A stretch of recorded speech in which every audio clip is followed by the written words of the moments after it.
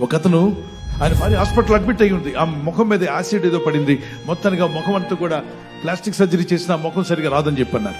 వికృత రూపంగా మారిపోయింది. ముక్కులాగా లేదు, చెవులాగా లేదు, కళ్ళులాగా లేదు, అలా వికృత రూపం వచ్చేసింది.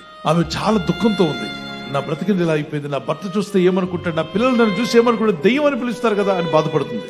అప్పుడు పరిగెత్తుకొచ్చి ఫ్రెండ్ అమ్మా నీకేమో ఈ ఇబ్బంది కలిగింది, ఇదిగో నీ భర్తకేమో యాక్సిడెంట్ అయ్యి కళ్ళు పోయేమ్మా అని. నా భర్త కళ్ళు పోవడం ఏంటని చెప్పి ఏడ్చింది. పిలవమంటే దగ్గరకు వచ్చాడు. ఇల్లు తడబడుతున్నా, ఆమె కళ్ళు కనబడుతున్నాయి, ఈయన మాత్రం కనబడుతుంది. ఏంటంటే ఏమైందంటే, నా కళ్ళు పోయాయి మేరీ, నా కళ్ళు పోయి, మీ కళ్ళు కనబట్టలేదా అని బోరుమని ఏడ్చింది.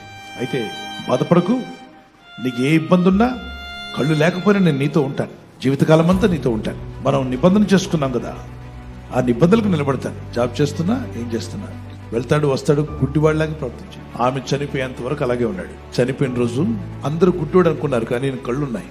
ఎందుకు అలా నటించామంటే ఆయన చెప్పాడు, నా భార్య ఆమె ముఖం అంతా కాలిపోబట్టి నేను ఆమెను చూస్తే ఆ వికృత రూపాన్ని చూసి భయపడతానేమో అని బాధపడుతుందని నా భార్యకు ఆదరణ కలిగించడానికి కళ్ళు పోయినట్టుగా నటించాను, నాకు చూపు లేనట్టుగా నటించాను అన్నాడు. ఆమెకు గాయం కలగకూడదు, ఆమె దుఃఖం కలగకూడదు, నా భర్త నన్ను చూసి ఏమనుకుంటాడని బాధ కలగకూడదు. మా బంధం అలాగే నిలబడాలి. That is a sacrificial mind. స్వార్థపూరితమైన మనసులు కాదు.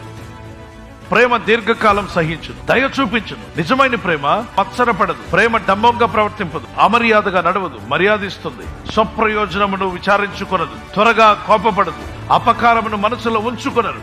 దుర్నీతి విషయమై సంతోషపడక సత్యమునందు సంతోషించు. అన్నిటినీ తాళుకుంటారు, అన్నిటినీ నమ్మును, అన్నిటినీ నిరీక్షించును, అన్నిటినీ ఓర్చుకొనును. ప్రేమ శాశ్వత కాలముండును. Download ShareChat.